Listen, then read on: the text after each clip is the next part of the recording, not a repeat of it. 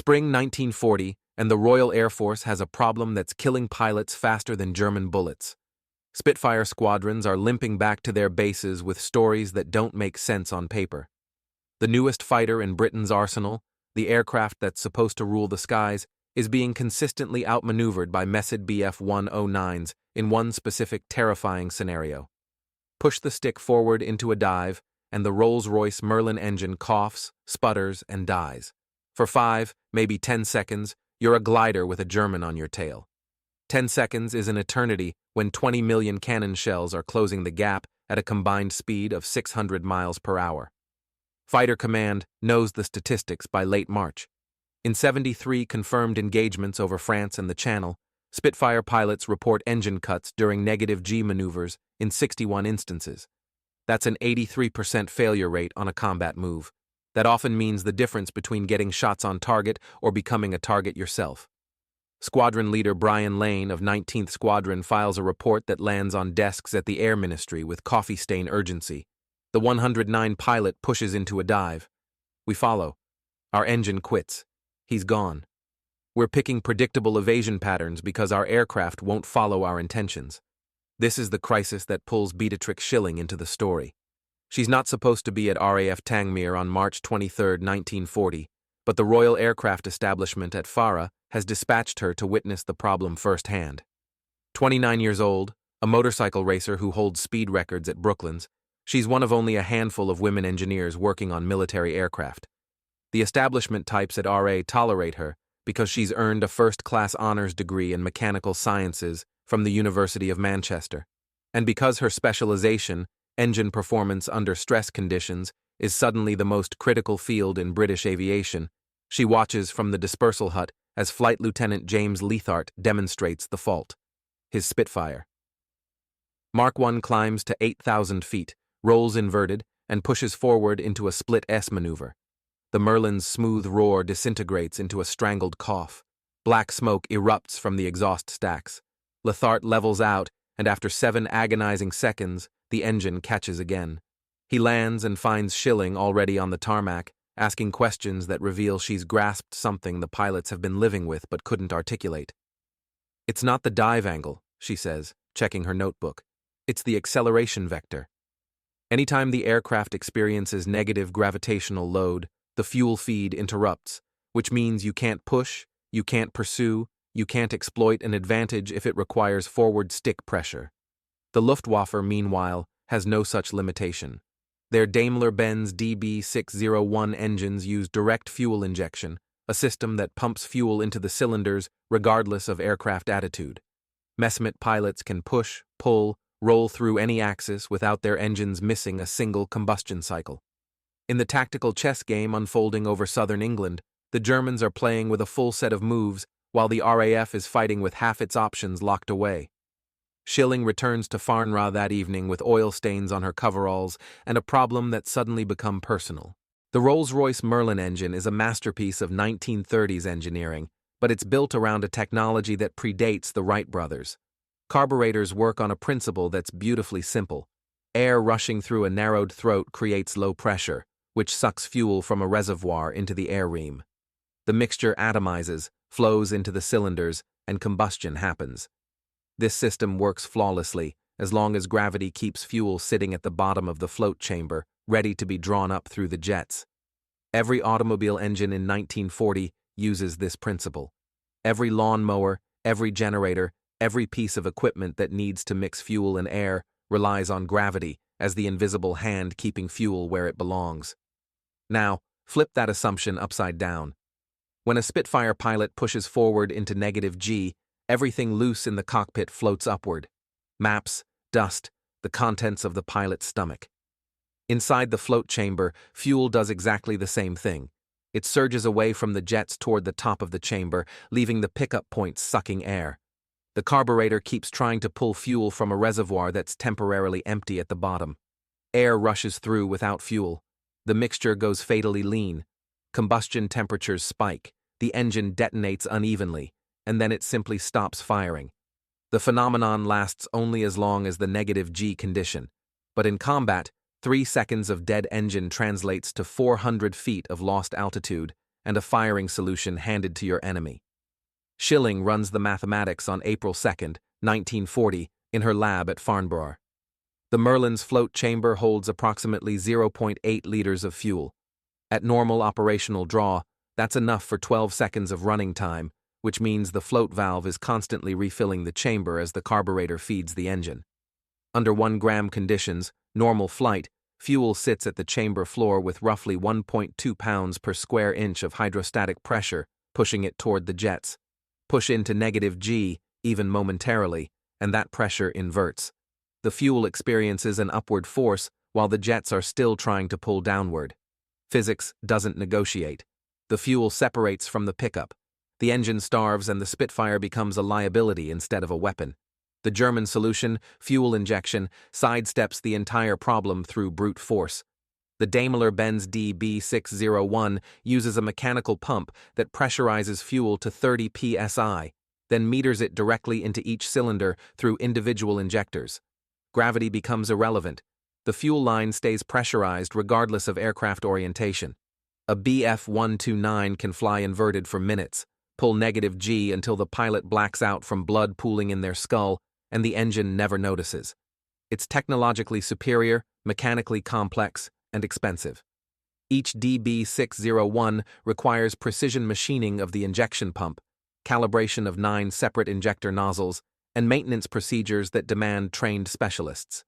The Luftwaffe has built their tactical doctrine around this advantage. Their pilots are trained to exploit it mercilessly, push into -G the instant a Spitfire commits to pursuit, and watch the British engine fail like clockwork. Schilling's notes from early April show she's testing a theory about flow restriction. If the carburetor is delivering too much fuel too quickly during transitions, and if that excess fuel is what's sloshing around, creating the starvation problem, then perhaps limiting the maximum flow rate would keep the float chamber more stable.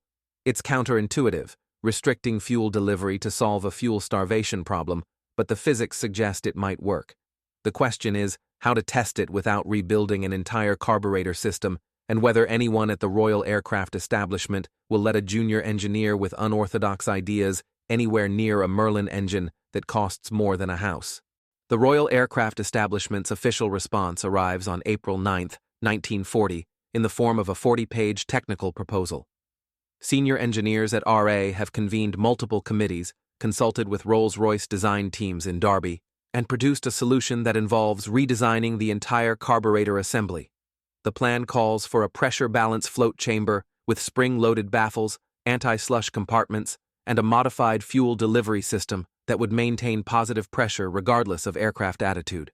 Estimated development time 8 to 11 months. Estimated cost per unit 47 sterling.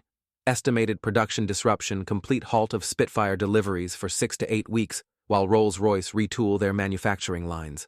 It's May 1940. France is collapsing.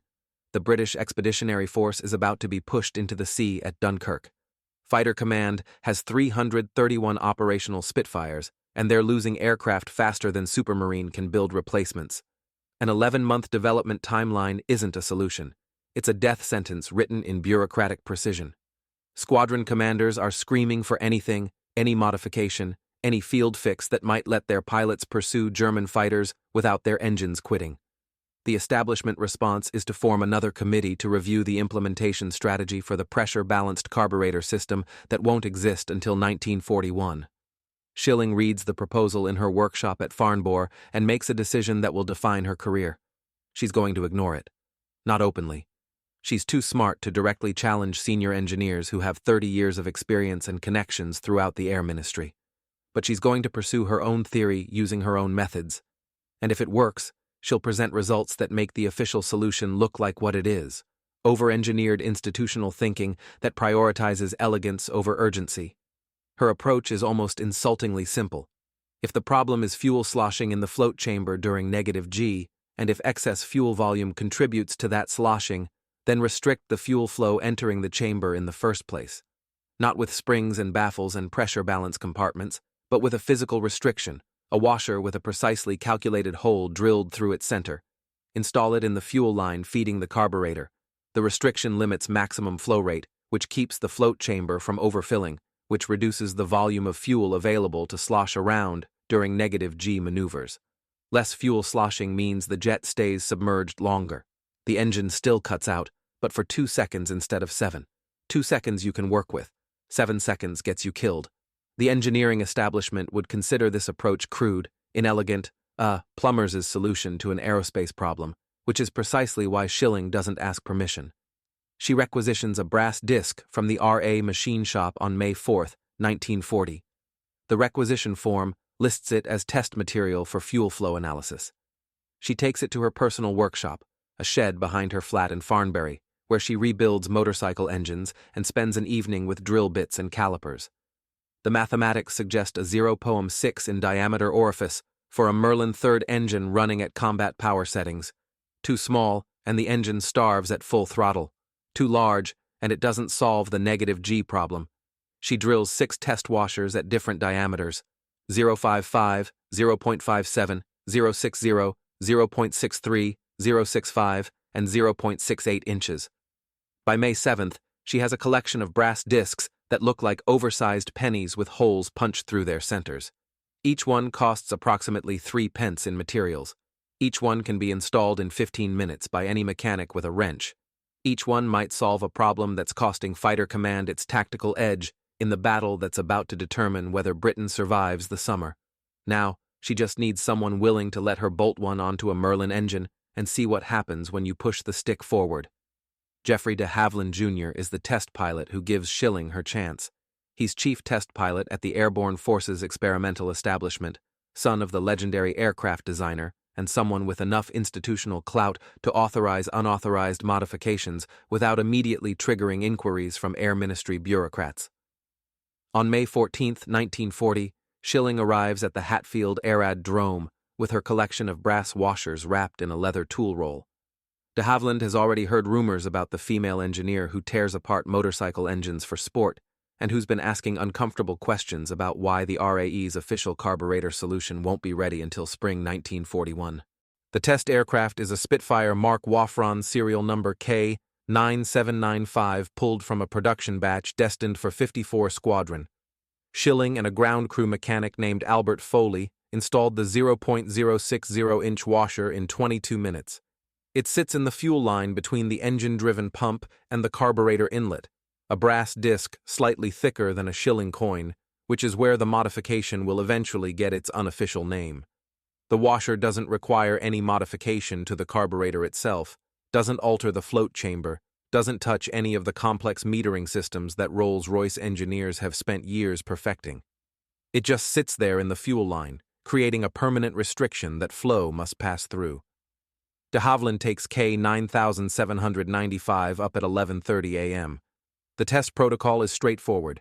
Climb to 10,000 feet, roll inverted, push into negative G, and hold it for as long as the engine keeps running.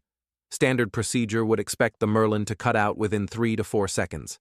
Schilling stands on the tarmac with a stopwatch and binoculars. The Spitfire climbs through broken cloud, levels out, rolls from the ground. She can hear the Merlin's note change as de Havilland pushes forward. The engine coughs once, a momentary hesitation, then continues running. 4 seconds, 5. At 8 seconds, de Havilland rolls upright and the engine smooths out immediately. He makes 3 more passes, each time holding negative G for progressively longer periods. The longest run goes 11 seconds before he breaks off. Not because the engine quit, but because holding inverted negative G for that duration puts enormous strain on the airframe and pilot. He lands 28 minutes after takeoff and taxis to where Schilling and Foley are waiting. Before the propeller stops spinning, de Havilland is climbing out of the cockpit with a grin that tells the story. It still hesitates, he reports, but it doesn't cut. Held negative G through a complete split S, and the Merlin stayed alive the entire time. Rough, not happy about it, but it didn't quit. Schilling asked about performance at full throttle, whether the restriction starves the engine during normal combat power settings. De Havilland shakes his head. Maximum speed unchanged. Climb rate actually feels slightly better, probably because the mixture is running leaner and more efficiently. They test all 6 washer diameters over the next 3 days. The 0.55 inversion restricts fuel too severely. The engine loses power above 20,000 feet, where air is thin and mixture calibration becomes critical. The 0 to 68 in washer doesn't solve the negative G problem adequately. The 0-60-inch diameter proves optimal, a Goldilocks solution that restricts fuel just enough to prevent float chamber flooding without starving the engine during normal operation. By May 17th, Schilling has her answer. A brass disc that costs 3 pence and can be installed by any mechanic in 15 minutes solves 80% of the carburetor problem that RAE's official committee expects to fix in 11 months with a 47 redesign. Now comes the test that matters: combat performance. On May 20th, Schilling brings her data to squadron leader Brian Lane at RAF Duxford. He's skeptical. 9 years of RAF service have taught him that engineering solutions promising easy fixes usually create new problems, but he's also desperate enough to try anything. Lane authorizes installation of Schilling's washers on 6 Spitfires from 19 squadrons' operational aircraft. The trial will happen in combat where negative G maneuvers aren't controlled test protocols, but life or death decisions made at 300 miles per hour with trace rounds stitching the air around your canopy. The problem with revolutionary ideas is that they threaten people who've built careers on conventional wisdom. When Schilling's modification reaches the Air Ministry in late May 1940, the institutional response ranges from skepticism to outright hostility. Senior engineers at the Royal Aircraft Establishment argue that restricting fuel flow is mechanically crude, that it fails to address the root cause of carburetor starvation, and that installing unauthorized modifications on operational fighters violates every protocol governing aircraft certification. One memo dated May 28th from an RAE department head, whose name is carefully redacted in declassified files, refers to Schilling's washer as a plumber's bodgage that may temporarily mask symptoms while creating catastrophic failure modes we haven't yet identified. The phrase Miss Schilling's orifice emerges during this period, and it's not meant as a compliment. RF mechanics adopt it first, half mocking the idea that a problem requiring Rolls-Royce's best engineers can be solved by a woman with a drill press. The double entendre isn't subtle. It's 1940. Britain is fighting for survival, and institutional misogyny still finds time to express itself through innuendo. Schilling, to her credit, ignores the commentary entirely. She's too busy installing washers on every Spitfire that squadron leader Lane can authorize, and Lane is too busy keeping his pilots alive to care about what the engineering establishment thinks of field modifications. The first combat test happens on June 3, 1940, over Dunkirk. Flight Lieutenant James Coward, flying a modified Spitfire, engages a Bf-109E at 8,000 feet. The Messerschmitts pilot executes his standard escape maneuver, rolling inverted and pushing into a split S-dive. Coward follows, stick forward, expecting his Merlin to cough and die. It hesitates for perhaps a second, runs rough, then catches and holds. He stays on the 100 known tail through the entire dive, closes to 200 yards, and fires a 3-second burst that tears through the German fighter's left wing route. The Messerschmitts spins into the channel. Coward returns to Duxford and files a report that reads, "Engine modification performs as advertised. Maintain pursuit through negative G maneuver that would previously have forced breakoff. Recommend immediate installation across squadron. By mid-June, word spreads through fighter command like fire through dry timber. Pilots talk, and what they're saying is that 19 squadron Spitfires can suddenly do things that were impossible 3 weeks ago. Squadron commanders start calling Farn directly, bypassing official channels, demanding to know how they can get these washers for their aircraft. The RA establishment digs in, insisting on comprehensive testing protocols, failure mode analysis, and certification procedures that would take months. Air Chief Marshal Hugh Dowing, commanding Fighter Command, cuts through the bureaucracy with a directive dated June 22nd. Install Schilling's modification on all operational Spitfires immediately. Testing protocols can follow later. Right now, pilots need every advantage they can get. Production and installation become the bottleneck. Manufacturing brass washers to 0.060-inch precision isn't technically difficult, but Britain's machine shops are already running 3 shifts, producing everything from bomb fuses to gun barrels.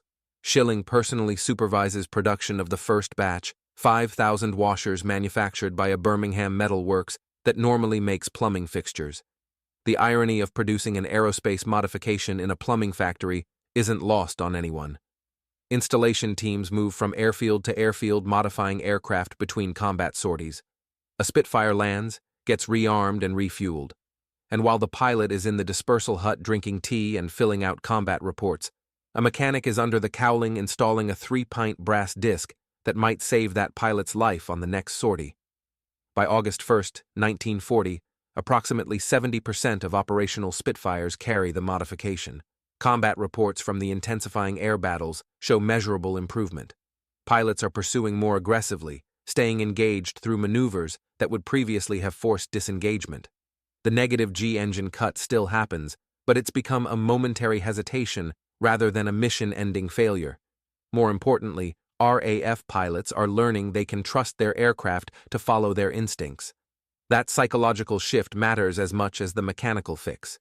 A pilot who knows his engine will quit if he pushes forward is a pilot who second-guesses every tactical decision. A pilot who knows his engine will hesitate but hold is a pilot who fights without internal doubt, eating away at his reaction time. The proof arrives in blood and wreckage scattered across the channel. On August 11, 1940, the day the Luftwaffe designates as Adler Eagle Day, the beginning of their concerted campaign to destroy the RAF, the tactical equation has shifted in ways German intelligence hasn't detected. Oberst Franz von Vera, an experienced Bf-109 pilot with 13 confirmed kills, engages a Spitfire from 72 Squadron Overd at 12,000 feet.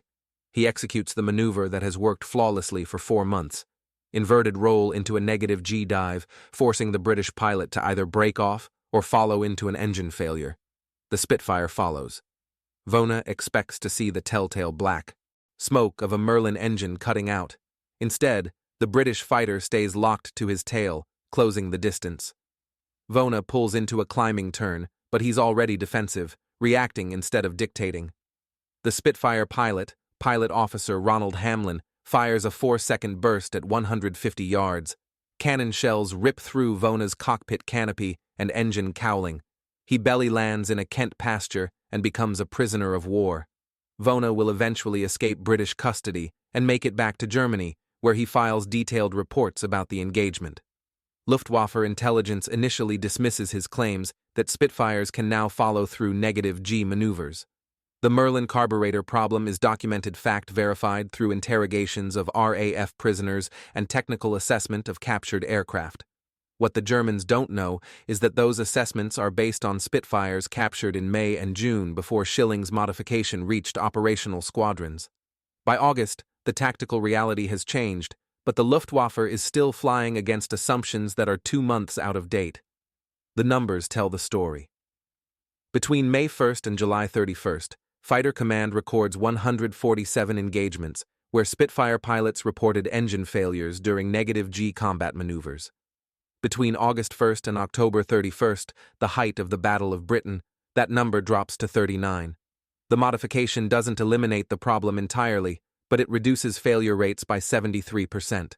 More significantly, the duration of engine cuts drops from an average of 5.8 seconds to 1.4 seconds. In the split-second world of aerial combat, that 4-second difference is the gap between getting your shot or getting shot. Specific engagements demonstrate the tactical transformation. On August 24th, Pilot Officer Eric Mars of 100 FF2 Squadron engages 3 Bf-109s over Manston at 15,000 feet. He's outnumbered, defensive, looking for an escape route. One of the messes dives on him from above. Standard doctrine would be to roll away and dive with positive G, accepting the separation and hoping to outrun the pursuit. Instead, Mars rolls inverted and pushes forward into the dive directly toward the German fighter. The Merlin coughs once briefly, then holds. The Bf-1009 pilot, expecting the Spitfire's engine to fail, doesn't react until Mars is firing head-on at convergent closing speed.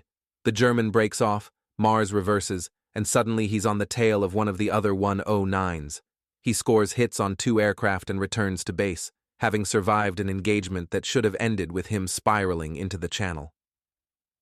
September 15, 1940, the day that will later be commemorated as Battle of Britain Day, sees 56 confirmed Luftwaffe aircraft destroyed over southern England.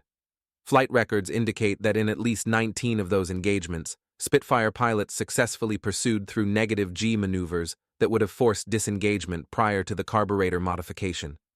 That's 19 instances where Miss Schilling's orifice directly contributed to a German aircraft being destroyed rather than escaping. Extrapolate across the entire 3-month period of intense combat, and the modification may have influenced the outcome of 150 to 200 engagements. Squadron Leader Lane, who authorized the first combat trials back in May, writes a letter to Schilling in late September. It's brief, typed on official RAF stationery, with formatting that suggests Lane composed it himself rather than delegating to a clerk. Your modification has kept pilots alive and aircraft operational. The mathematics of survival don't measure elegance, they measure effectiveness. Thank you for understanding the difference. The letter arrives at Farn on September 28th. Schilling files it in her desk drawer without showing it to the senior engineers who spent the summer arguing that her solution was mechanically inadequate. The institutional lesson takes years to penetrate the engineering establishment, and even then, it arrives wrapped in reluctance. Miss Schilling's orifice works, but it offends the sensibilities of engineers trained to believe that proper solutions require comprehensive analysis, systematic redesign, and elegance in execution. A brass washer with a hole drilled through it possesses none of these qualities. It's a restriction, a compromise, a band-aid that addresses symptoms rather than root causes. That it saves lives and wins battles doesn't make it beautiful. And for a certain type of engineer, beauty matters almost as much as function. Rolls-Royce eventually develops the proper solution that everyone knew was coming. By March 1941, they introduced the Bendix-Strohberg pressure carburetor, a sophisticated system that uses fuel pumps and pressure regulation to maintain consistent mixture regardless of aircraft attitude. It's everything the RA committees wanted. Engineered, tested, certified, and elegant. It also costs £43 per unit, requires specialized installation, and needs recalibration every 100 flight hours.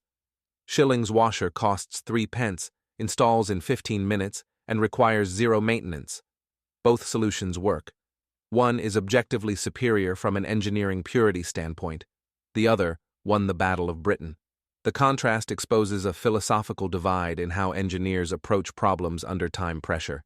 The establishment method, comprehensive analysis leading to optimal solutions, works beautifully when you have the luxury of development time.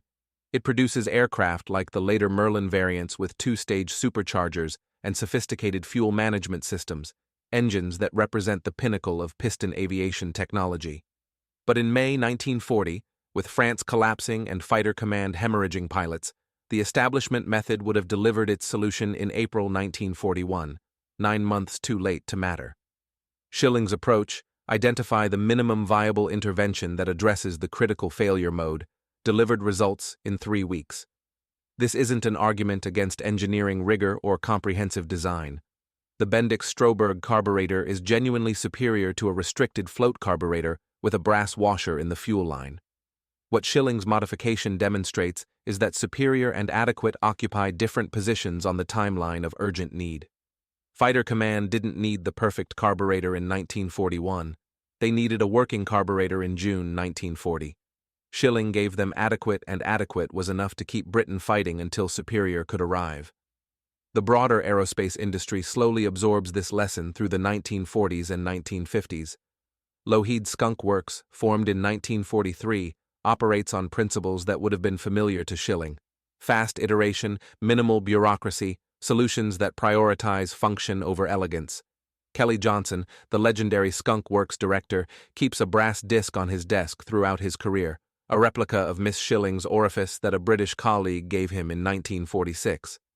When engineers propose elaborate solutions to urgent problems, Johnson taps the disc and asks whether they're designing for perfection or designing for delivery. The question usually clarifies thinking remarkably fast. Modern Formula One racing carries forward the same philosophy. Teams spend hundreds of millions developing sophisticated engines with pneumatic valve systems, hybrid power units, and fuel injection that can meter a delivery to microsecond precision. They also carry rolls of aluminum tape, cable ties, and various quick-fix solutions that would horrify aerospace engineers, but that keep million-dollar racing cars operational during 2-hour Grand Prix. The F1 engineers understand what Schilling understood in 1940. Complexity is impressive, but reliability under stress is what actually wins.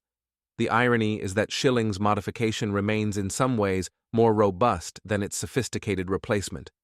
The Bendix-Strohberg carburetor has multiple failure modes: pump failure, pressure regulator malfunction, diaphragm rupture, accelerator pump sticking. Miss Schilling's orifice has exactly one failure mode: the brass washer physically breaking, which requires stress levels that would have already destroyed the rest of the engine. Simplicity creates its own form of reliability. A system with fewer moving parts has fewer things that can break. This seems obvious, yet engineering culture consistently forgets it, seduced by the intellectual satisfaction of solving problems with maximum sophistication rather than minimum necessary complexity. Air Chief Marshal Dowing, in his post-war memoirs published in 1946, dedicates 3 paragraphs to the carburetor modification. He writes, "Miss Schilling's contribution exemplified the kind of practical thinking that kept Fighter Command operational during our most desperate period. History will remember the Spitfire's grace and the Hurricane's ruggedness. Those of us who were there will remember the 3-pence brass washer that let both aircraft fight as their designers intended. It's one of the few instances where a senior commander explicitly credits an engineer by name for tactical advantage in combat. Beatrix Schilling returns to peacetime obscurity with the same quiet competence that characterized her wartime contribution.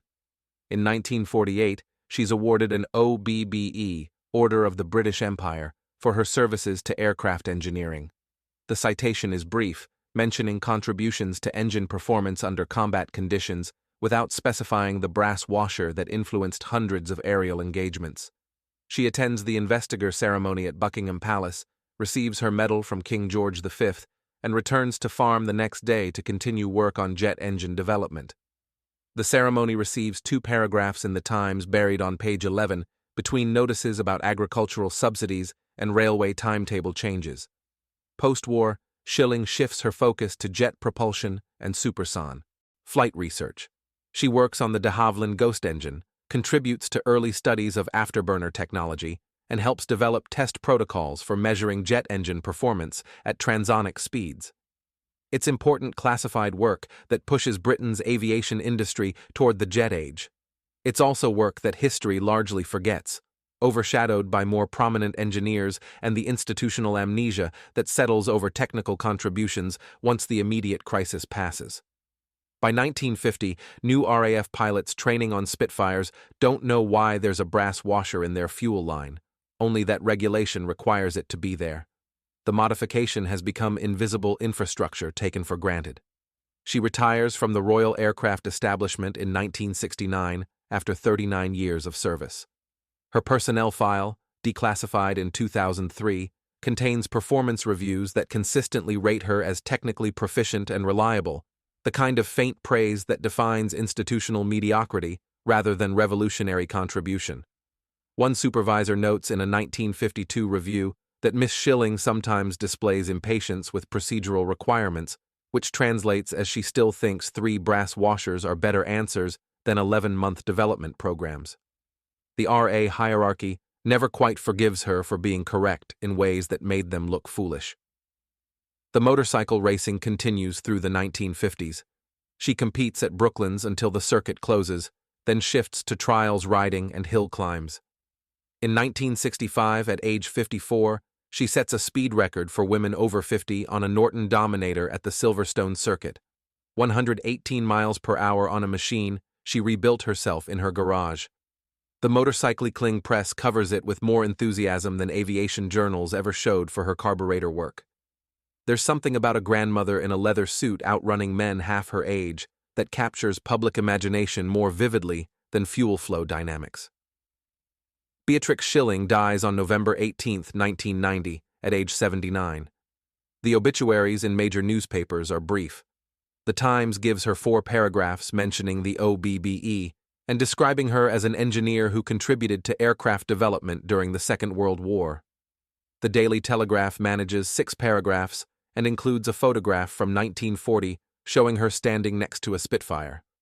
Though the caption misidentifies the aircraft squadron, neither obituary mentions Miss Schilling's orifice by name. Perhaps because editors in 1990 still consider the double entendre too crude for print, Or perhaps because by 1990, nobody remembers what the phrase meant. Recognition begins arriving after she's no longer alive to receive it. In 2013, the Royal Academy of Engineering includes her in their Engineering Heritage Series with a blue plaque mounted at the site of the former R.A. Farnborough building where she worked. In 2017, the Brooklands Museum opens an exhibition on women in motorsport and engineering that features her prominently. The Imperial War Museum adds her story to their Battle of Britain displays in 2020, 80 years after the modification she developed changed the tactical calculus over southern England. Modern engineering students occasionally learn about her in case studies about rapid prototyping and minimum viable solutions, though usually without context about the misogyny that shaped how her contribution was received. The brass washer itself becomes a collector's item. Original examples from 1940, stamped with RAF inventory numbers, sell at aviation memorabilia auctions for hundreds of pounds. Museums display them in cases next to Merlin engine cutaways and Spitfire propeller blades. Small brass discs with holes drilled through their centers. Objects that look unremarkable until you understand what they accomplished. Each one represents a choice. The choice to deliver adequate immediately, rather than perfect eventually. To ignore institutional hierarchy in favor of practical results. To understand that elegance matters less than effectiveness. When people are dying because their engines quit at the worst possible moment. The final irony is that Beatrix Schilling would probably find theostomus recognition amusing. She solved a problem using the tools and knowledge available, which is what engineers do. That it worked doesn't make it heroic. It makes it functional. That it saved lives doesn't make her special. It makes the problem worth solving. She spent her career believing that engineering was about making things work, not about receiving credit for making things work. The brass washer proved her right.